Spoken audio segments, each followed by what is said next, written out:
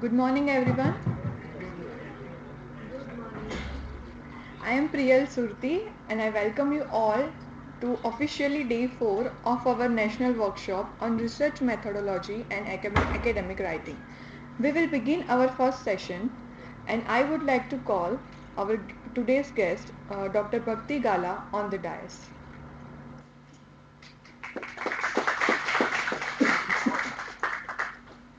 And I request Professor Sunil Shah to chair this session and felicitate Dr. Bhakti with university case.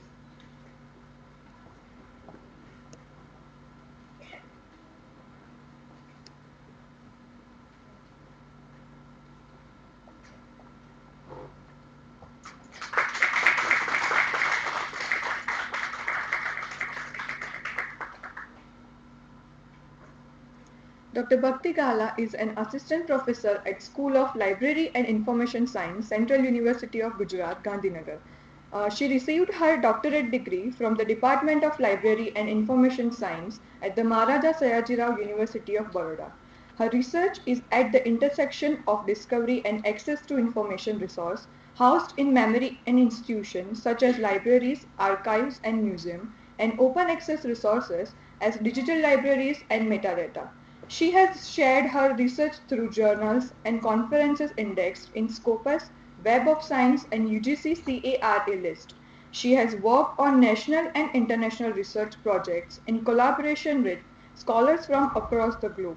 She was selected as one of the 5 Women Researchers Award from UGC for 2024 ICSSR initiative in collaboration with Springer Nature during the India Research Tour.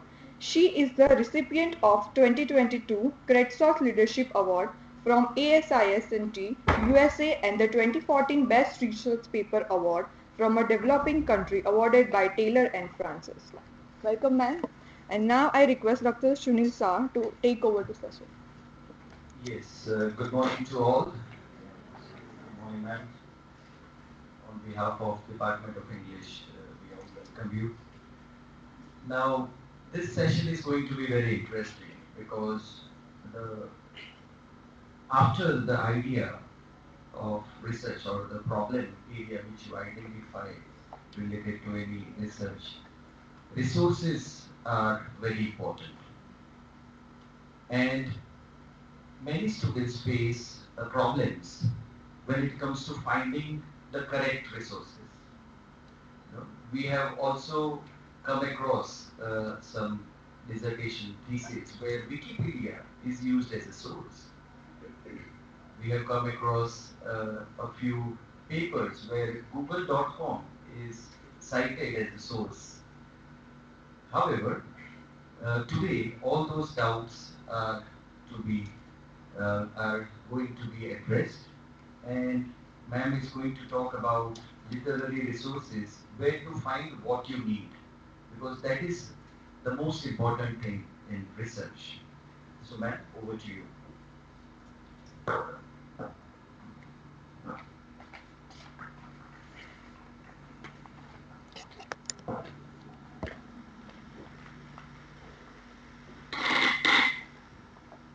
Am I audible to everyone? A very good morning to all of you.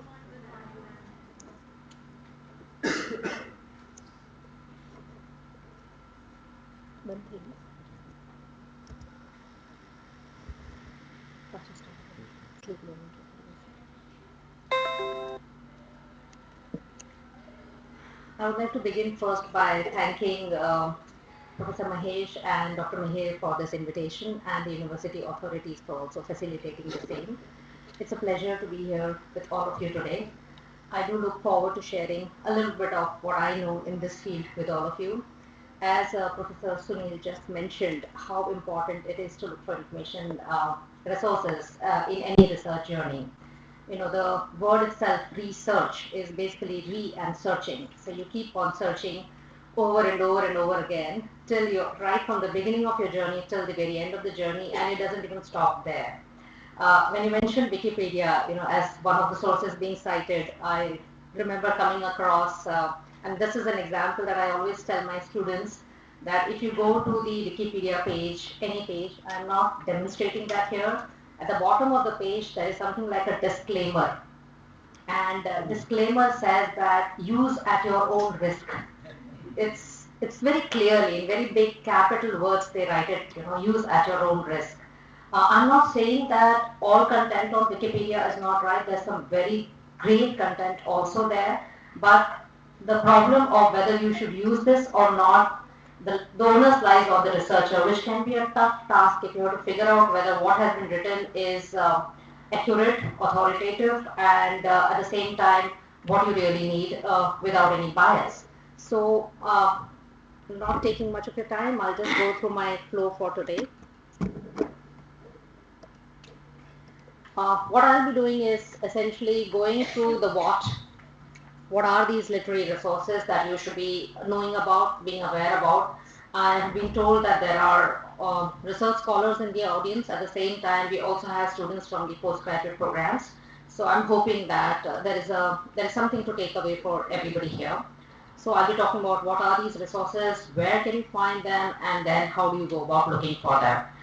It is difficult when we talk about searching for information, especially as we live in an age where we are going through a stage of information explosion. We are looking at wars which are being fought, which are actually information wars. So in this scenario, for a researcher who is just at the beginning of their research journey, it can be quite overwhelming trying to figure out what you want. So I'll try to kind of look at all of those. And then, of course, all along, I will be sharing a lot of examples. So a lot of my slides are essentially screenshots of websites that you can use, and you are most welcome to note them down. I have shared all my resources through the links, and if need be, I'll also share the list with Dr. Mihir. So coming to that, what are these information resources? We look at the types, the features, and the access. Many of you, of course, this is at a very basic level, that whenever we look at information resources, information is anything that is documented, but that is a very limited scope that I'm telling you, because that is where your journey will begin. But then there's information which is also not documented. So we look at the different types of information, and when you look at the screen, you can see there are so many different types of information resources. Some of these are very familiar to all of you. You're very familiar with books and reference work, and each category or each type of an information resource has a certain feature to it. It has this importance that when should you use a book versus when should you use a reference book. Or if I use the word reference, what do I mean when I say it's a reference book? So we look at the different types of information resources in our field. We kind of categorize them at a very basic level into primary, secondary, and tertiary sources. These sources that we say are the primary sources, which are, of course, which I hope you can see it on the screen, but anyway, I'll just read it out, not read it out, but give you the gist of it. These are the information sources which capture the data for the very first time. So they are outputs of research. They are outputs which are being shared with the society in general for the very first time. So they can come out in the form like a thesis or a journal article, or if you have taken an interview of somebody, it could also be a video recording. And nowadays, in this day and age of social media, anything that is being also shared for the first time on a social media platform could also be categorized as a primary source of information. And we have many, many examples of these primary sources of information. And some of these which are given here on the screen are, as I mentioned, thesis, dissertations. Journal articles are the primary and very popular reference research sources that we are familiar with, but then there are government documents which can also be categorized as a primary source of information, or papers which are published or presented during conference proceedings. Many of them are they contain content which the researcher is sharing for the first time. Therefore, one of the criteria which UGC had for submission of doctoral thesis was also 2 papers that are presented in conferences as well as a journal publication, because it was understood that the researcher would be able to share something which is new that they have come across through the conferences as well as in journal articles. So these are 2 popular examples of primary source of information. From these primary, we move on to the secondary sources of information, and these are essentially based on the primary sources. And the popular examples of this category are any kind of reviews. Many of you are, because most of you are in literary areas, you know that reviews are critical, so there can be critical reviews. There could just be comprehensive reviews, or there can be summarizations, reports. So many of the popular examples of secondary sources of information are edited works or textbooks or reviews and interpretations. Literary criticism, for that matter, also falls in our domain. We put them under the secondary sources of information because you are essentially criticizing somebody else's work. So we kind of put it into this category. And finally, the third category here is the tertiary sources of information. These are at the very bottom of the structure, and we use these primarily for searching for the primary information sources. So many of the reference works, for example, we are very familiar with dictionaries, we are familiar with encyclopedias. These are categorized as tertiary sources of information. They have been prepared with a lot of content from primary as well as secondary sources.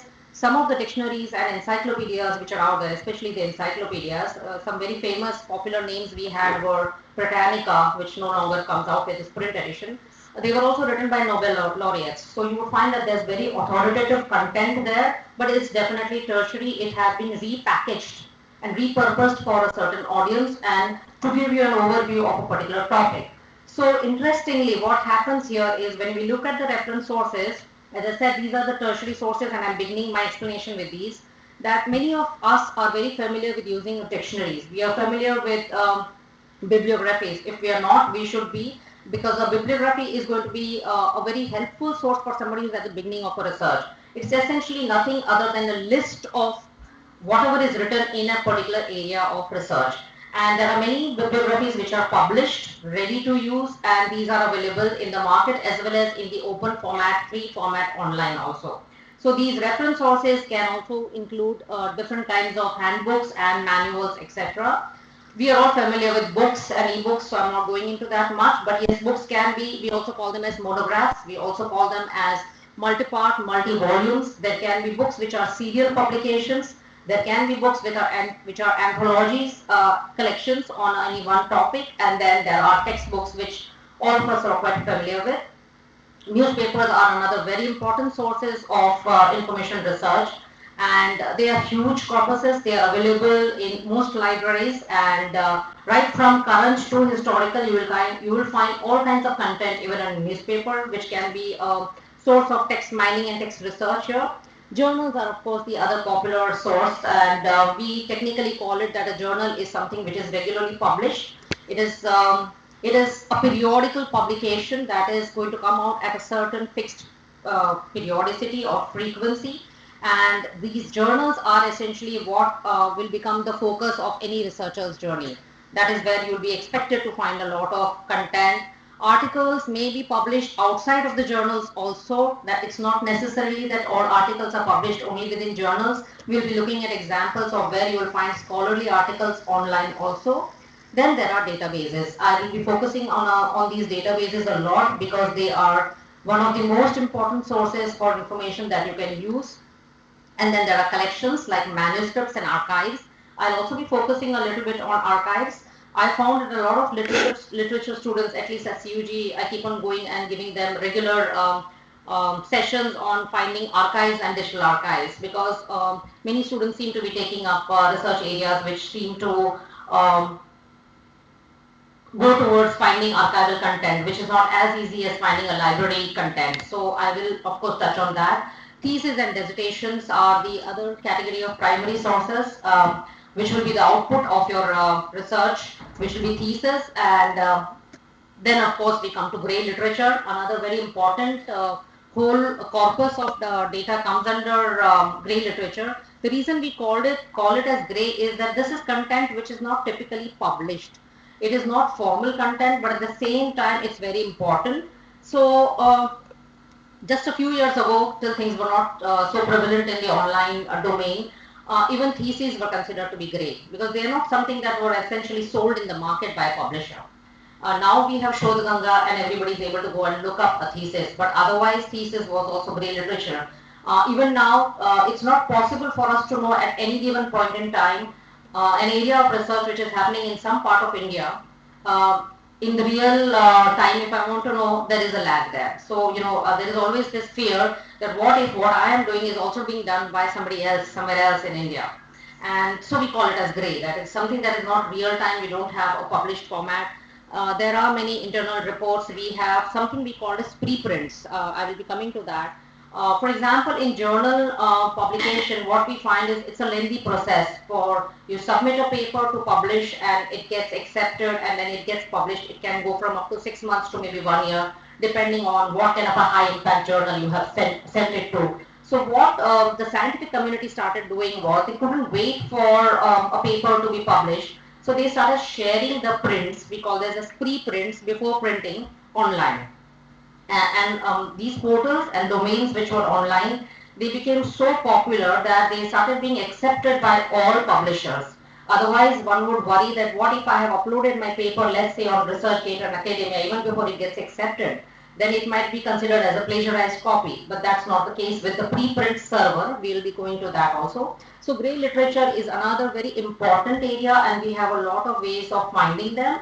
So the image on the screen basically just shows you that in the cycle of these information resources, what is published first is the primary source. But when you start your search process, you do not start from the primary source, you start from the tertiary source, because it's easier to locate it from the tertiary source. And why is it easier to locate? I will be showing some examples that when you start research, I mean, going to Shodhganga is easier, as I said. Now it is easier. A few years ago, it was not that easy.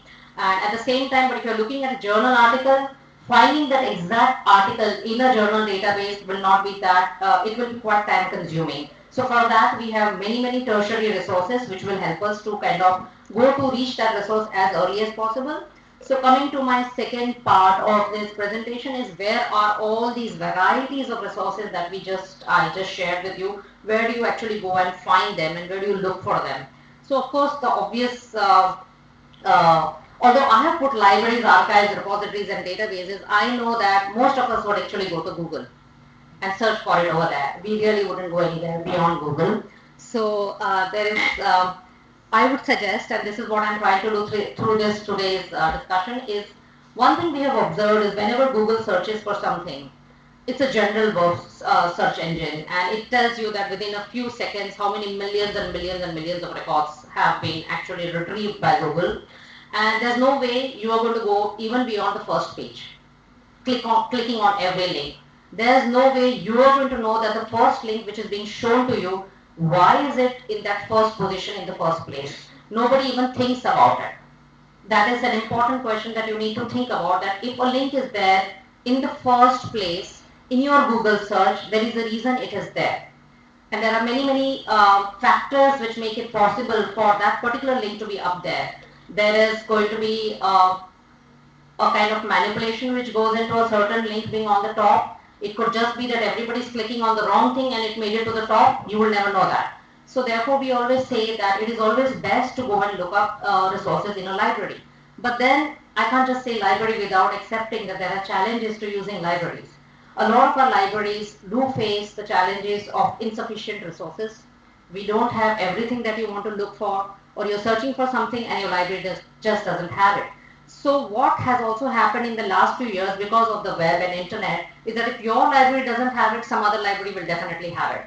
Why not at least go and look it up? So what I have done is just to show you that if you're looking for a particular resource, most of these resources are going to be in libraries, whether they are National Library, of course, in Calcutta is one of the biggest libraries that we have in India, but then if you have your own university library, every university has its own library. There are public libraries which will also have very rare books which are in their collections in different languages. And if I'm just showing the second screen, this is from the Gujarat State Public Library Directorate. This is just a list of libraries which we have. Some of these libraries, although it's written in Gujarati, these are more than 100 years old. And they are containing manuscripts, rare books which have been in their collection for so many years.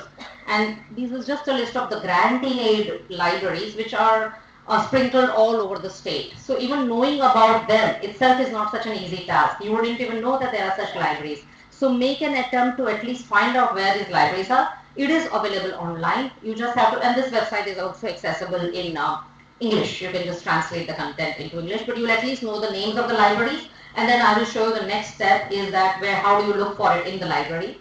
So then, of course, it's not possible for you to travel everywhere, and at the same time, not all libraries are physically approachable for every one of us. So then there are digital libraries. You could actually just, with a click of your mouse or your fingertip, you can access these digital libraries. One of the biggest initiatives which the government of India has done is the National Digital Library of India. It has a lot of resources for researchers as well as postgrad students. It only requires that you have a login. You don't have to pay any money for it, but you do need a login just to make it possible for you to download, access content. A lot of this content is free for downloading, and you can actually go and select by what kind of a user you are. Are you a postgraduate student? Are you a researcher? And then which language the content, because they have many languages. The content out on this website is huge. It is still this library is essentially being hosted by IIT Kharagpur, and it is in the process of developing. So now what they are doing over the years is that, as I mentioned, that so many public libraries all over the country have all this rare material with them, which is being digitized.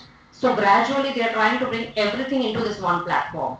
So this will become a very big resource for all the scholars, not just scholars, students from all age groups, right from the schooling to the higher academic, and at the same time also experts. So there is not just, and as you can see, I said that you don't have to be limited that if it's a physical library in Calcutta, I cannot go there. You don't need to do that. You could just actually look it up online and download the resource that you want. I'm just showing you the screen of the British Library and its South Asia page. Again, this is open for everybody. There's a lot of content out here for even language and literature. I will of course take you there. How do you actually go and look at it? But again, a digital interface which has been provided for users from across the globe. A lot of our content from the Commonwealth countries can be found on this British Library website, especially even if you look at some of the oldest newspapers from India, they have digitized and put them up there. So that is there. They also have something called as the Endangered Archives program on their website. If you are into archival studies, what they've done is kind of digitized some of the manuscripts which are in their, which are with them, and they've made them available here. The manuscripts are available in, I mean, the original could be written in Sanskrit, and then you have the translator page right next to it. So their website, of course, is slightly right now undergoing reconstruction after the cyber attack that they had last year, and the whole library was attacked, and the website was down for almost 9 months. But now they are up and running, and I just tested it yesterday, and you can actually find it. The part about digitization, which I will come to gradually, is that sometimes you may be able to even locate the hard material or the print version of the original copy. Another one of these I'm sharing is the University of Cambridge, and they have also prepared a Cambridge Digital Library. Now this digital library again houses a hell of a lot of content which is actually free for downloading. Free for downloading, and I will take you to one of these websites to make you see the kind of resources which are available to you. We have there are public libraries from all over the world who have also digitized their websites. So this is one of the biggest public libraries, which is called as the New York Public Library. The thing about these libraries which are in other countries is when we look at public libraries, you might find that the content is more focused towards their country. That can happen. Of course, if I'm looking at British Library, they may have a more content on Britain and generating from Britain. But because of the Commonwealth history, there's a lot of Indian content over there in the South Asia division. Similarly, in the New York Public Library, there are many resources. As you can see, that even the number of digitized items that they put go into millions. There are almost 9 million items over there. So this, of course, is a huge digital library, and it's called as Europeana. This digital library was created by the European Union for all the European countries together. One library for all the European countries. And our NDLI, that is our National Digital Library of India initiative, was essentially constructed with expertise from these guys. What they have done is every content has been submitted to this portal from each country's national library. So what we are now seeing here is if you are researching literature which is European in nature, or it could be German, Germanic, or French, or Spanish, all of it, it's because Europeana captures the culture and literature of all the European countries. It's all housed on this website. You will find, you can search by topic, you can search by the type of material. For example, if you're looking at, if you just want photographs, then you can go and just search for images or photographs. If you're looking for videos, you can just go and search by videos. A lot of the content, they will tell you whether you can download it or not. Most of the content, if it is to be downloaded, there will be a right statement right next to it telling you what can be downloaded and under what conditions you can download it. But this is of course a huge collection. There is a lot for even teachers here. They have a special tab for teachers who want to kind of create, for example, if you are teaching Shakespeare and you want to create lesson plans, you want quizzes, you want short plays, they have the content right there. And the same thing is also in British Library. They have also created something like this. So I just kind of went and put on the screen, what I did was I just went and put English literature. And let me see, I can take you online and yeah. Like you can just see I'm online here, and under English literature they have they're telling me that there are these many results, 21,000 results, which we can see on the left. And for every document, this is a full text scan document, outlines of English, essays on English literature, encyclopedia of English literature, masterpieces of world literature, and at the same time you will see something which is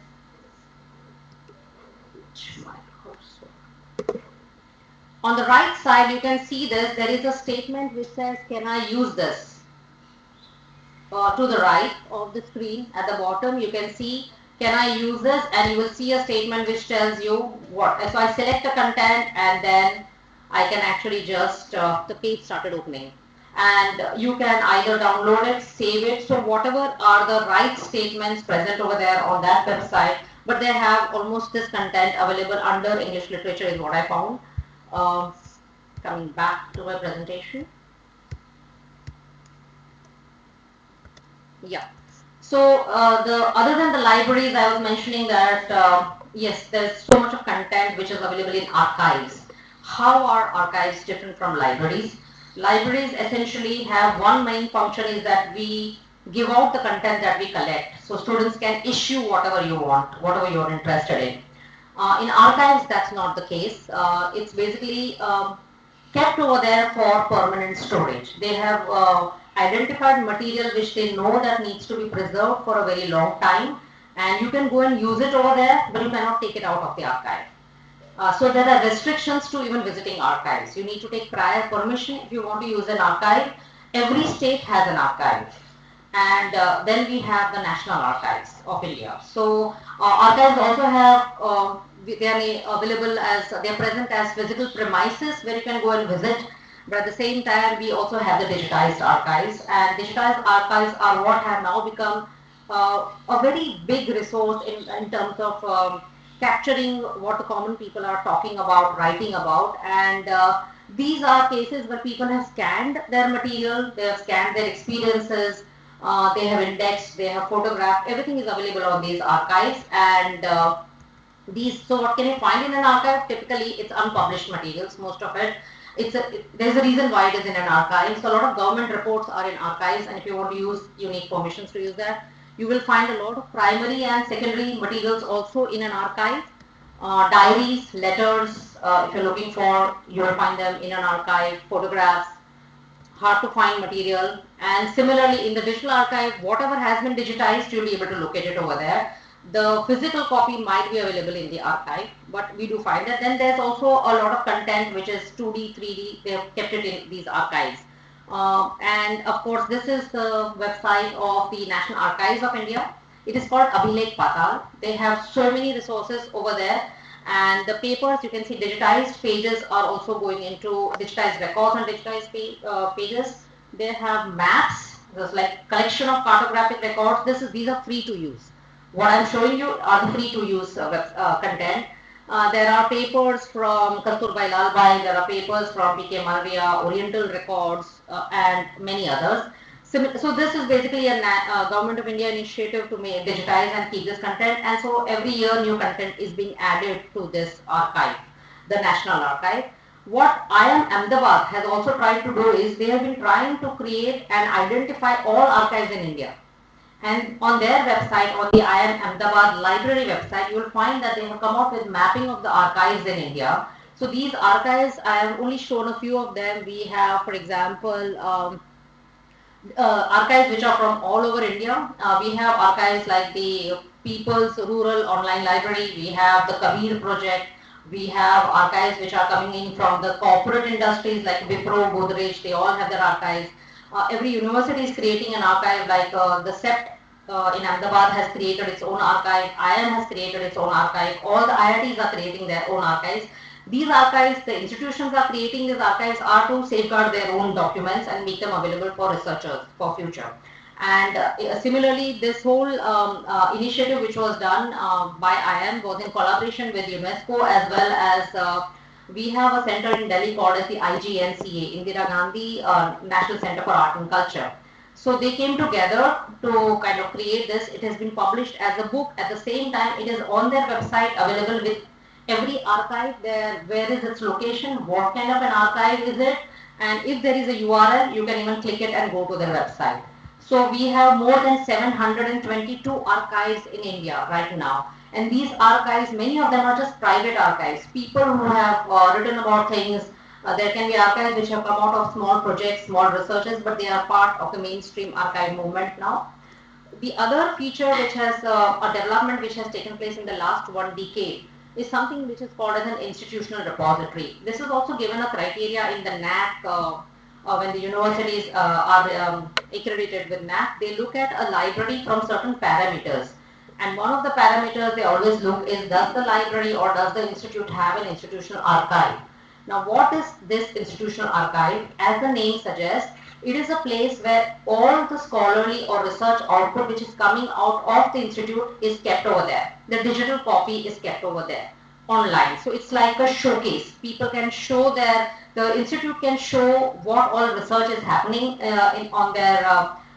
their universities. They can showcase the research in terms of the thesis, the papers being published, the books being published, the master's dissertations which are coming out. Some, like if you look at the institutional repositories, all IITs, all IIMs, all central universities are required to have this institutional repository, and the responsibility of creating this goes with the library. They create it, and the advantage for students is that this is the place where you will know what kind of research your own teachers are doing, what kind of research is happening in your university in different disciplines. At the same time, this is going to be openly available. Now, obviously, not all content will be openly available, because many a times when people publish books and journals, we hand over our copyright to the publisher. When we do that, we cannot upload a paper wherever we want. So what we would do is we would just share the abstract of the paper. For example, if some of you are familiar with websites called as ResearchGate or Academia, these are places where also you will find a lot of papers which have been uploaded by authors. Now these are papers uploaded because the author has retained certain rights, and if you can just identify, you can always write to the author. They will share the paper privately with you if they are bound by copyright, right? Because that is the legal binding which they cannot break. But these are places where you can find a lot of scholarly research material for starting your research. So I'll just take you to one such website. Let me just, yeah. This is called as the, this is a digital commons network. Okay, it's not showing.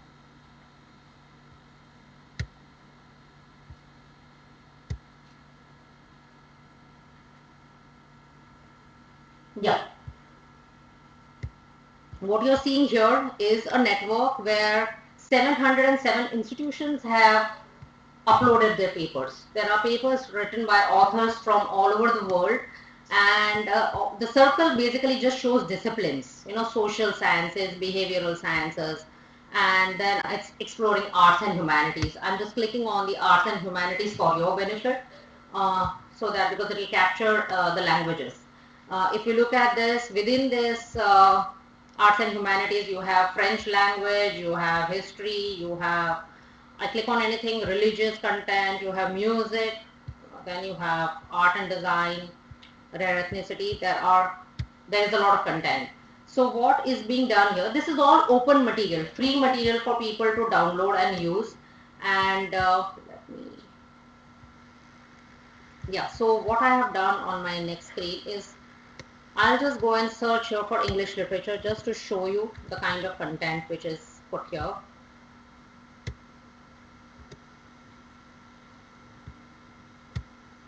Yeah. As you can read, the top line says full text articles on this within this network. These are papers which have been written by, they're alphabetically arranged. They are papers written by people from, this is basically the author listing. And you can further streamline your, what you want by the publication year. Are you looking only for journal papers? Are you only looking for thesis? What do you want?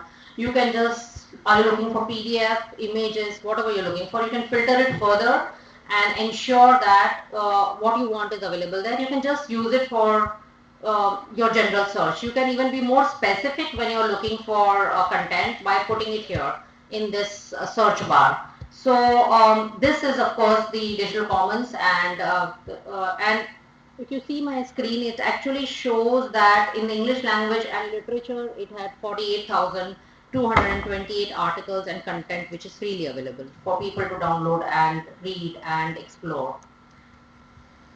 This is the same thing. And so what we call is, I told you about an institutional repository, which are essentially the institute's output is being showcased here.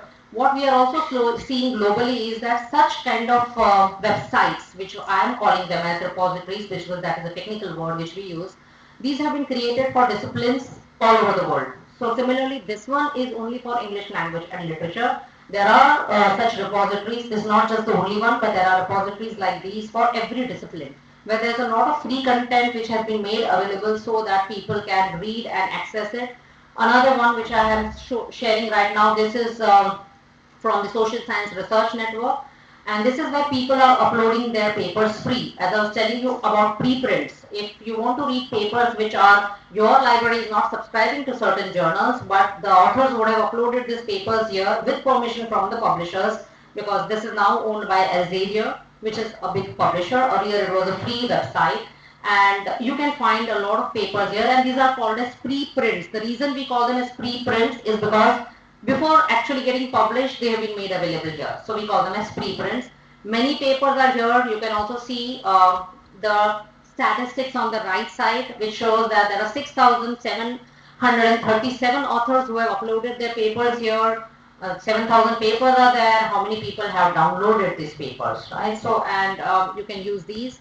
Coming to the library databases, as I was saying, that the kind of content, information resources which are available, they are found in libraries, archives, institutional repositories, and I'm coming to the databases, which are something which is going to, versus what a general Google search would have given you, a database is going to give you the authoritative and very accurate content, and essentially a database will always be a collection of online or digital material, and a library would subscribe to these databases. A lot of these databases we need to subscribe, we need to pay money to get them, and you will get scholarly peer-reviewed articles in this database. Somebody has actually ensured that the content that you're reading is peer-reviewed, is accurate, is authoritative, and therefore we pay so much of money to these databases. That is the whole point. So you will find databases which are made for only newspaper articles, databases only for journal articles, databases for only books. Some of them are subscribed, we have to pay. Some of them are free and online. Okay. So this is just a screenshot that I have showed. This is one library's databases, and in the area of English language and literature, there are 124 databases that they have subscribed to. Okay. But then these are, as I said, there's always the information rich versus the information poor. A lot of libraries in the West would have access to these kinds of databases, and we would have maybe 1/10 of these databases, but thankfully, this movement of open access and free publications are trying to bridge the gap which is there between the information rich versus the information poor, and there are many such now databases which have been made freely available. One of the databases which you will hear a lot about is called as Scopus. Many of you might be aware of it, or many of you might be hearing about it for the first time. A Scopus is also a kind of database. So when you start searching for information, you might either have the author's name, or you might have title, or you might have just the subject name in your mind, or that is your area of research. This kind of a database, it only gives you the information. Let's say you're looking for works by Ruskin Bond. I'm just giving a general example. And it will tell you that all the works by Ruskin Bond, where all they are published, which journals people have researched Ruskin Bond, which journals are there, where will you find them, which year, article title, people who have researched Ruskin Bond, and that is all. It's just the bibliographic information. You will get the journal name, you will get the year of publication, and you will also be able to go and look for it elsewhere. So this kind of a citation database essentially ensures that they will only show you journals which are of a certain quality. Okay, that is why we have this citation. Is, if you see on the screen, there's something called as metrics. Metrics is what basically tells us that if I'm saying that this is a good article, on what ground am I saying that this is a good article, right? When the example of Wikipedia was giving, these guys are not going to tell you that use at your own risk. They will not do this, because they have essentially had a whole team of peer review people to ensure that what is being put here is of a certain quality. So even as academics, we are all very familiar with Scopus. We are always asked that you go and submit or publish in Scopus index papers. And Scopus, the reason I said it's more leaning towards social sciences, it has more coverage of humanities and social science journals compared to the next big database, which is called as the Web of Science database.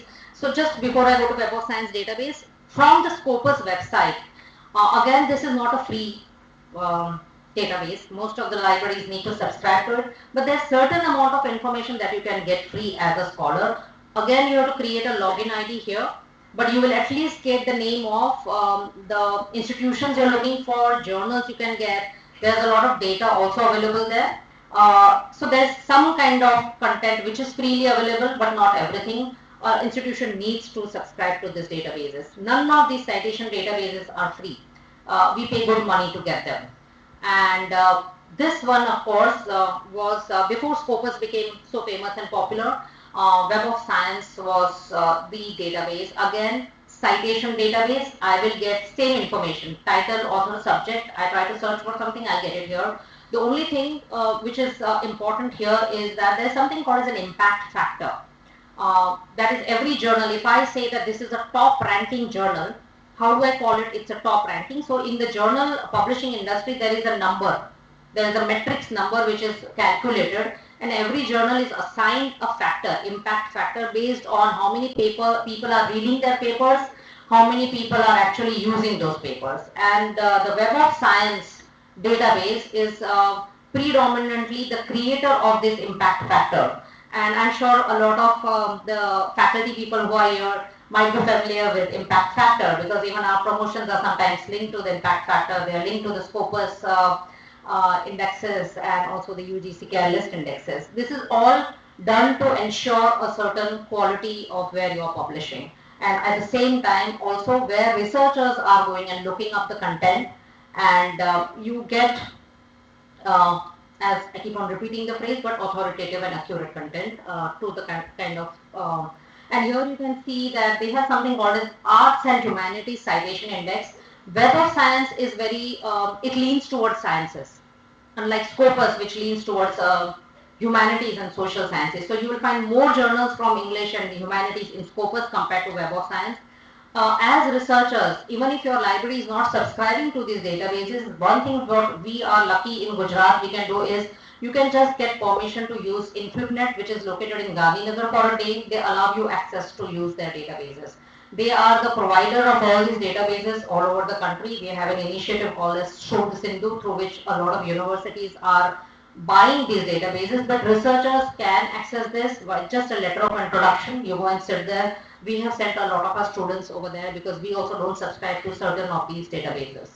So another kind of a database which is here is Shodhganga. I have already told you. I'm sure that when you begin the research journey, your guide would have told you to go and look up that it has this research already been done, and if not, so we get at least some idea from within India. And I just recently went to their website, and the 6 lakh, I think they just uploaded the 6 lakh thesis on their website. What they have also now started is an initiative where they want people to also upload the research proposals as part of Shodh Gangotri. so that from the time of research to your 3 or 4 years you take, if somebody else is already working on that, you will know before you write your research proposal if somebody is working on it. But that has, even we haven't done it because we require an MOU with InfilmNet to actually get the show this Gangotri to start getting activated, because it is the researcher's journey with the guides has to be documented on that website. So this is another place where you can get global access to thesis and dissertations. It is called as open access thesis and dissertations. Shodh Ganga tells us of everything that is happening in India on a given topic. As you are all working on English literature, I'm sure that will be more global in its scope. So if you want to know what people are researching globally, theses that have been uploaded different areas, this is the website. It's free. If you can see on the right, I have put up a logo, this logo which shows open lock. It is called as open access. That means it's open. Wherever you see this logo, anywhere, everywhere, it means this content is open. Otherwise, it's locked. Tala band rehta hai. So this one, of course, has, and all of these sites are essentially always struggling with being attacked. As you can see, even in this website, they have clearly written that they have been dealing with a number of misbehaved crawlers and robots, and they're currently taking steps to kind of counter it. We deal with this in our field a lot. You know, our sites get attacked, our servers are down, and the users are always frustrated. Website jab dekho tab chalti nahi hai, but then there are genuine issues to that too. So coming to another kind of a database, I'm talking about databases, just giving you glimpses of certain databases. This is journal database called as JSTOR. Many of you might have heard about it. Not completely free. You need to have institutional login access. It does allow, if you have a login, your institution doesn't subscribe to it. Per month, you may get up to 3 free articles to download. So you can still use it even if they don't have it. But the thing about JSTOR is, and they have a good number of articles from the humanities, is that they have a embargo period that something that is newly published will not be found here. Only after it is 3 years old, you will find it here. That is the kind of condition that the publishers have put on them, that if you want to share a paper on this website, it has to be at least 3 years old before it will be made available here. But yes, it is, you can search for journals, books, images, and primary source material on this website too. This, of course, is completely open access. The directory of open access journals. I always suggest to every one of my users to definitely start from here. They have content from different languages, and you can do a search by you can search for, if you're looking to publish somewhere, you can search for the journals in your area. If you're looking for articles to download, you can just go and select the articles. So it can even help if you're trying to identify a journal to publish in an open access format, you can at least come to know about journals from this website. And this is well reputed, and they have a very strong system of ensuring that only quality journals get added to this list. We also have, similarly, the same initiative has come out with a directory of open access books. Lots and lots of textbooks which are freely available on this website. They have won a lot of awards for this website. So you just have to go and put your subject, and you will find a lot of books which are officially been put up over there, not from any illegal website, but officially by the authors have given their copyright, they have waived off their copyright to make these books available here. I just put world literature, and I found 6,445 English literature, 6,445 free books available on this website for downloading and reading. So they have, you can be more specific, like for example, if you're looking for literature, history and criticism, then there you can be more specific. You can have literary studies, you can have literary theory, whatever you're looking for. You can specify your subject and you will find the titles which will be given to you. One of the earliest websites which was created we call it as, it was created in 1970s, called as the Project Gutenberg. What they did was essentially all the English classics which were no longer copyrighted, they were out of the copyright period. We call them as public domain works. So these books were added to this website. Again, a website where you will get texts which are completely free for downloading, reading, whatever you want to research them for. And currently their collection is 75,000 ebooks, but primarily everything is in English here. So they have a language limitation. And you can see that they've written that focus on older works for which the US copyright has expired. Please remember that copyright is always very country specific, so every country has its own copyright period. And whenever you're downloading things from online, don't just blindly download things, always look for copyright statements. There have been instances all over the world where even students have been actually kind of, made to pay for things which were not, downloading copyright content. So there is another website, many of you might know about it, it's called as Internet Archive. This is an initiative where somebody is trying to archive the whole of the internet, and on this Internet Archive, what they have done is created something called as an open library. Again, accessing e-content which is free of copyright, and this content, you can issue books here. This is not just downloading, you issue the books. This is actually, there is content which is also copyrighted here, so you can issue it for 15 days, read it, and it will go out of your system. So they also have copyrighted book on this website, and they have created a lot of lists. So if somebody is researching, let's say if you're researching Bertrand Russell, you will get complete list of people who have researched Bertrand Russell and what are all the possible books you could read over there. This is a database which our library in CUG is subscribing, called as the South Asia Commons. I know that it was recommended by the Center for English. It's quite popular, but then this is not a free database. You have to pay for it. It's pricey enough, and it's part of our collection for the English and the Complet people. Now coming to the third part is, I've just told you all this content which is out there everywhere. How do you go and find it, right? How are you going to search for it? Just Googling about it does not always help. So two approaches that you can use for finding any resource is, you can approach your library. The first thing, you can do that. Take the help of the library staff. They might guide you to that. Or you can look for resources which are offline, online. As I just mentioned, nowadays it's possible to do your complete research with online resources also. And then you can very specifically always say that you're looking for free content. Okay, but then many of you who are using Google as a search engine has this, when you do the searching, आप जब searching करते हैं तो side में एक tools होता है, tool more. You can go and say that I'm looking for only copyright free content. That option normally दिखता नहीं है. You have to go and select it, that you want copyright free content.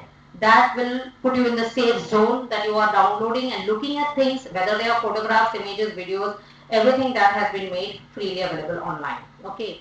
So there are two approaches that you can use. What we always see is, and this is what people have been doing, is you start your search from Google. That is what we do. It's very broad. Your search is going to be very broad when you're using Google. Okay. Some of you might use Google Scholar, more specific, as it is an academic search engine.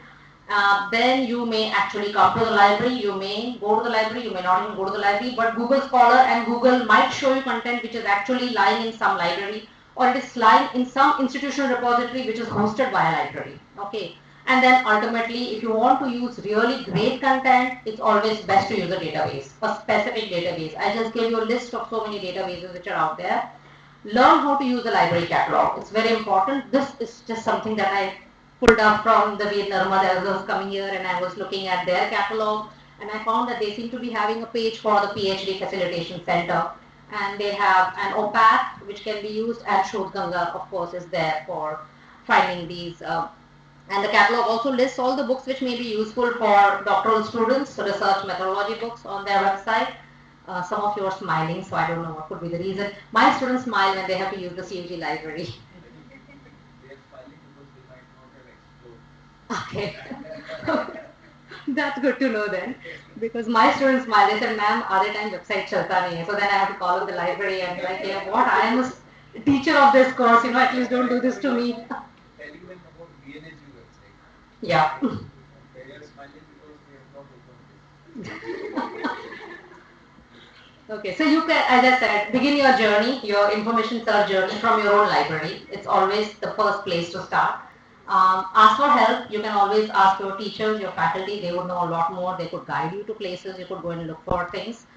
If you are not able to find it in your library, this is another very great initiative that has been set up. This is the catalog of all Indian universities. You can search the books from all over India from this one place. It is again it's called INDCAT, Catalog of Indian Universities. It is hosted by INFLIBNet, prepared. A lot of our students actually go and work there. So what happens is like Veer Narmad ki library mein jitni bhi kitabein hain, they would be listed here. MS University listed here. Some place in Maharashtra listed here. Some place in Odisha, Assam, any university. The catalogs are just listed here. You can find your book and then you can approach your library. There is also a provision for document delivery. There is a form. I want a book which is in so and so library. You can either ask your library staff that this is what I have found, can you help me with this? Right? Not directly try to do it on your own because we don't know what kind of an arrangement they have with INFLIBNet. But this is a great, you can actually just search for the northeastern region or only Gujarat if you want to look for. There is an option to filter it, that I only want to search the libraries in Gujarat because I may be able to travel there within Gujarat, right? So you can do this by just this sitting here, you can search for it. So this is of course the INDCAT, and these are the current collections they have. It's a huge collection. They have 467 universities catalogs are here, which is a large number, okay? And that is for thesis. For books, they have 403 universities from all over India. They have given their catalogs here, deposited them here. Let's say you can't find it here, you can then go to the World Libraries catalogs. There is a whole catalog of more than 20,000 universities from all over the world. What they do is you put a title there, it will tell you in which library near you that book is there. Okay, so you could even use this. This is at least the catalog is free for everybody to use. At least you will know what titles you are searching for. If nothing else, you will know about the titles which you might be interested in. So that is WorldCat, which is there. This is the collection strength of WorldCat. Currently, the kind of material they have are books, articles, sound recordings, pieces, dissertation, maps, and musical scores. If somebody is researching that, is of course a huge resource. The British Library, of course, the catalog. I mean. And why I'm focusing and showing you is at least go and explore the catalogs of all these libraries because they have a very strong collection of English language and literature. And you will come across many free resources here. Let me see. Yeah. Yeah. Similarly, another very big library is the Library of Congress, which is in the USA. What I have experienced and many of my fellow scholars when we were doing our PhD was there was content which we could not access here and we found it over there. I remember one particular scholar was working on newspapers in Pakistan, and obviously it was not going to be possible to travel to Pakistan together. She was able to get all the newspaper content from the Library of Congress. So you might be doing a comparative study. What they did is they even sent all the material here. Back then, this was 10 years ago by post. Now they might even just send it to you as like an email. A lot of them are also providing you with fellowships, because these libraries have huge collections and they have these library use fellowships. That is, you go there for 3 months, 6 months, they pay you to and fro, and they just want you to write a proposal that why do you want to use their collection and for what purpose in your research is it going to help you. If you are able to make a strong case for it, then you get granted these kinds of fellowships, and these fellowships are offered by British Library, Library of Congress. There are many such libraries all over the world which have collections which are lying unutilized. They have spent fortunes on buying that and they don't have people using them, and therefore they are actually making these fellowships available. So this is the Oxford Text Archive in the Oxford University, the Bodleian Library, another very big library, and this content, a lot of it is, it's a repository, as you can see, full text literary resources, and hosted at the University of Oxford. Content is in 25 languages. A lot of this content, you can see early English books online. Some of it, not all of it is free, some of it is free here. But the catalogs are very informative in identifying materials which could be useful in your research. After that, there are always ways and means to reach out to those people. That, okay, I'm not able to travel there, but I would like to have access to these books. They do help out, most of them do. If you are researching medieval manuscripts, for example, in India we have, this is from again Oxford Libraries, but in India we have the National Mission for Manuscripts, and as part of that mission, manuscripts from all over the country have been digitized and they've been put on the platform of NMM. It is called as NMM. It was also an initiative which was undertaken by IJNCA. Only the catalog information is available, and it will tell you where this actual manuscript is located. So then you can approach the institution and then further your research. This, of course, I like to show this one because it's one of my favorites. It's the National Library of Australia. The catalog is very powerful. Why you can use it? Take it one step.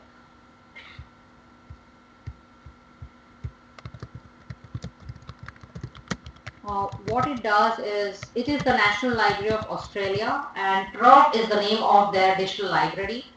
And what they do is, everything that has been digitized in their library, like I will just put one keyword, and let's say that I'm looking for everything about and by Rabindranath Tagore.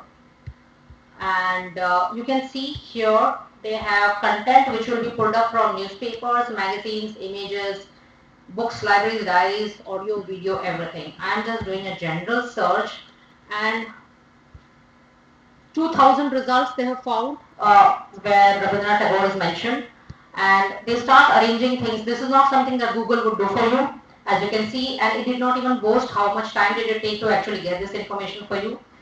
Newspapers and gazettes from 1854. This one is from 1931, what you see on the screen.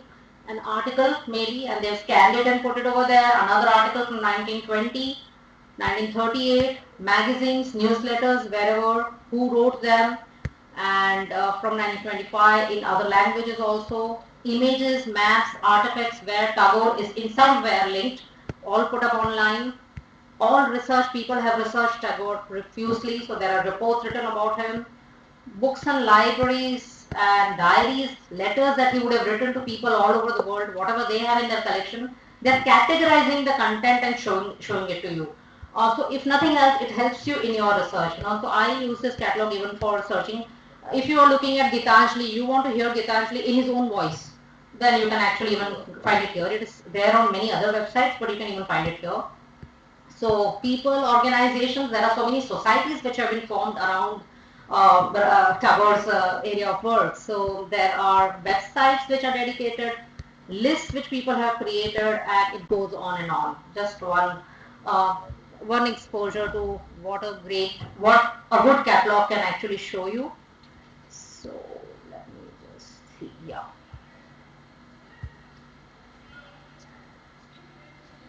Please just, I like to keep track of time. I might lose. And try to finish quickly so that we can have some time for people to. For me. Okay, great. Thank you. Thank you. Yeah, now I said there's a lot of open content out there, right? With the lock open. What if you want to just search for open content? Now Google does not have a filter that I am looking. You can put Creative Commons, but there's a website which has been created only for searching open content. The name of the website is Oyster, and Oyster basically has 50 million open access resources. You can search it, and because it's open, it doesn't matter where it is. It just means you can go and download and use as many filters. A lot of times, it takes some time to learn these kinds of searching tools. Even something as simple as Google has multiple. If you go to the advanced searching of Google, you will have to kind of sit with it and understand what all filters you should apply.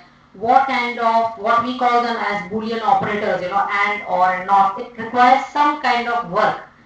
ऐसे डाल के आँख बंद करके enter करने से वो नहीं आ जाता. And so most of these websites require that you spend some time understanding their searching mechanism.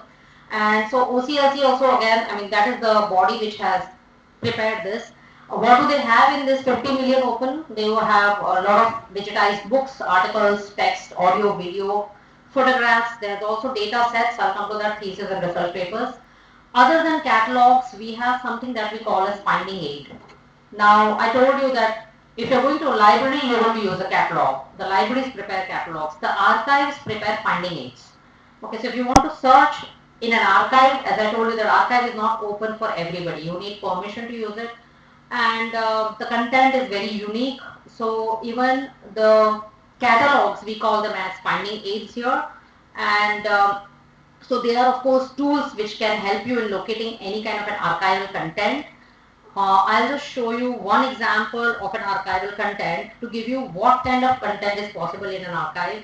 Again, I will use Rabindranath Tagore as an example to show you.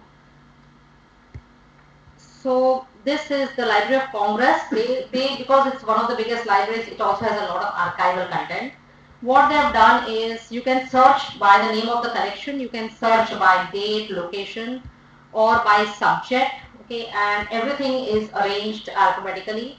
So I can search by collection, the name of the collection will be there.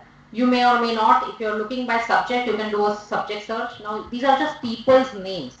Okay, these are content which was maybe deposited to the library as archival, and I will just open up something, I think some content, and just to show you what a finding it looks like.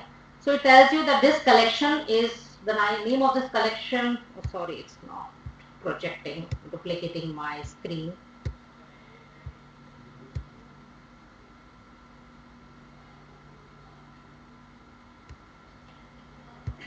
So this is what the finding aid looks like. It is on the website of Library of Congress. The collection name is Aaron Copland, and who was this person, how much of item are there? There are 4 lakh items in this library about it. And these items are kept in 568 boxes.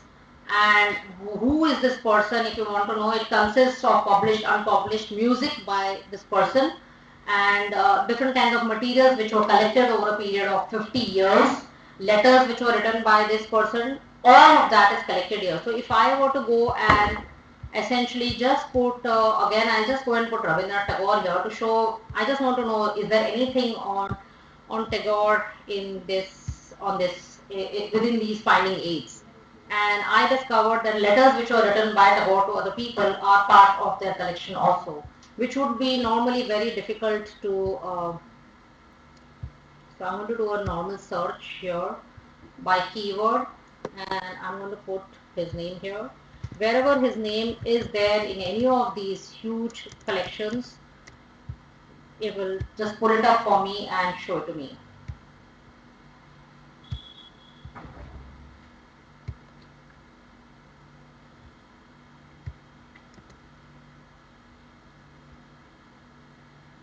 They have found Rabindranath Tagore has been mentioning 14 such collections. What are the names of those collections they have mentioned here? You would have to actually just then go and look up those collections and find out, like for this person I found that he had written letters, there were letters written between the two of them, and therefore they are part of this collection. Okay, this would be very difficult to actually even know otherwise. So just what a finding aid is going to help you with is something very unique.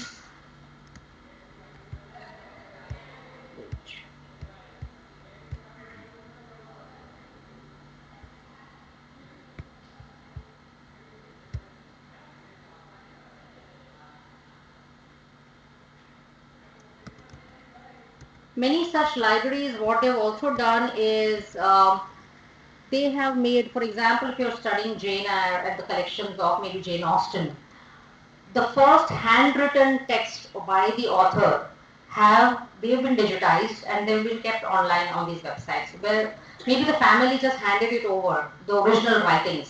So if you as a researcher are keen to look at the original writings, you will actually find them. Now I found that this place, the Ransom Center, they have these rare books. They have many of these English authors, the first written copies, handwritten copies, they have digitized, and these copies also have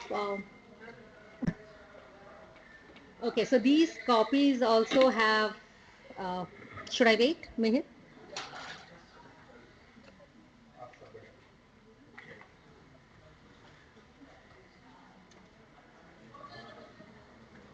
A lot of times these copies also have, notes written by the authors on the side margins. So normally when a book is published, all those things will be removed by the publisher, but in their original copies you will find those remarks. So therefore maybe they would have research value for researchers. We'll have to wait. That's technology for us. I've actually had presentations in places where I had to teach them online searching without internet, without a screen. it was it was a challenging experience. I think it's also the season.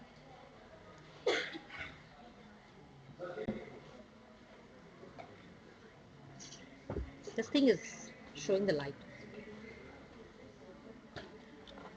Are these websites any useful to you? Yes, they'll have to figure it out, but if you wish, we can take 10 minutes break and Oh, yeah, sure. We can do that. right? No issues. Yeah. Or if there are